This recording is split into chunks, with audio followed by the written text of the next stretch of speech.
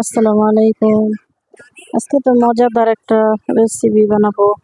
তো এই দেখেন, আপনারা কেউ চেনেন কিনা। এটা হলো গিয়া কচুর মোতা।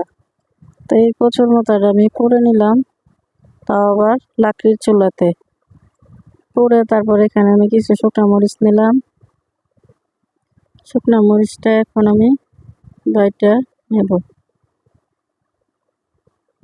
সকাল সকাল এমন মজাদার ভর্তা হলে দুই প্লেট ভাত একসাথেই খাইতে পারবেন।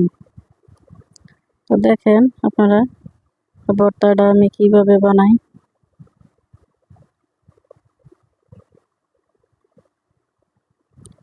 তো মরিচটা আমি বেটে নিব।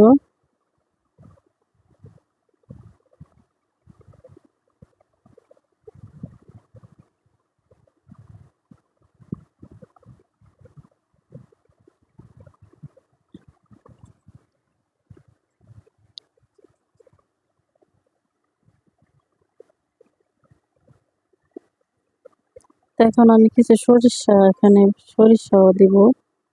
তো সরিষাটা আগে থেকে আমি ধুয়ে রাখছিলাম।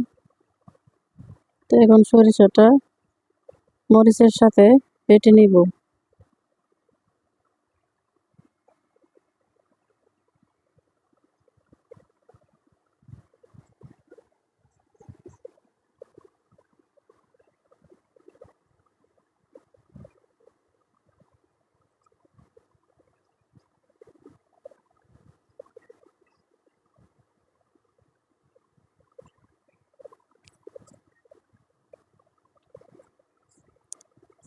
সবাই আমার ভিডিও দেখেন, ভিডিওটা বেশি বেশি করে ফলো দিবেন, লাইক কমেন্ট ও শেয়ার করবেন, আর ইউটিউবে গিয়ে চ্যানেল সাবস্ক্রাইব করবেন। তাই দেখেন আমার সরিষা বাটা হয়ে গেছে। তো এখন আমি কচুর মোতাটা একসাথে বেটে নিব। দেখেন একসাথে নিলাম। এই যে কচুর মোতাটা পড়ে গেল। এখন আমি এটা ধুয়ে নিব। ধুয়ে তারপর বটি দিয়ে কেটে নিব ছোট ছোট করে।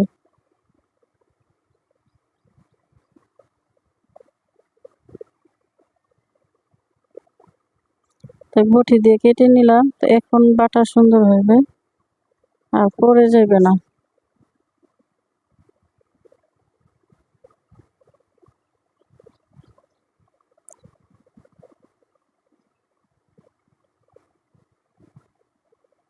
তো একসাথে করে বেটে নিব।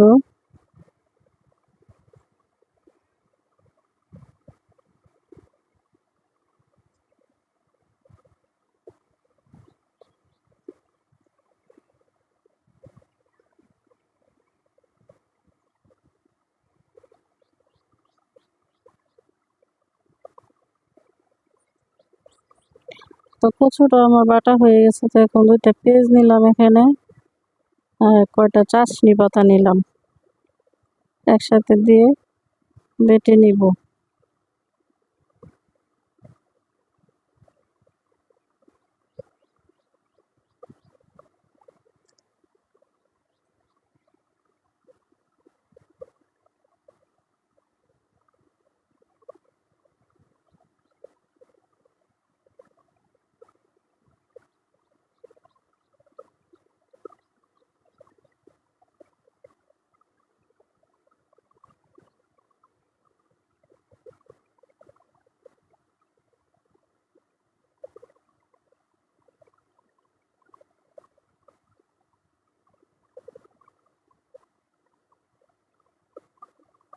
তো দেখেন সবকিছু বাটাবাটি শেষ। তো এখন কিছু লবণ দিব, একটু লবণ দিয়ে দিলাম।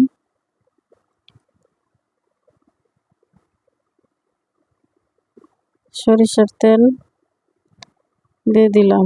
তো একসাথে দিয়ে তারপর আমি করে নেব। এখন মিক্স করে নিয়ে তারপর দেখেন কত সুন্দর মজার রেসিপি হইলো। ভর্তাটা একবার আপনারা বানায় খায়েন। তো একসাথে দুই প্লেট ভাত একবারই খাইবেন। অনেক মজা হয়েছে ভর্তাটা আজকে।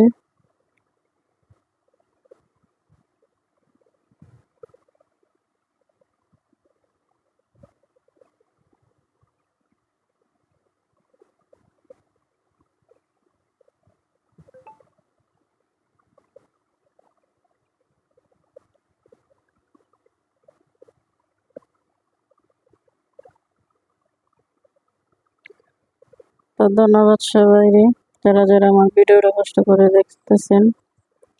তো সবাই ভিডিওটা ফলো দিবেন, লাইক কমেন্ট ও শেয়ার করবেন। আসসালামু আলাইকুম।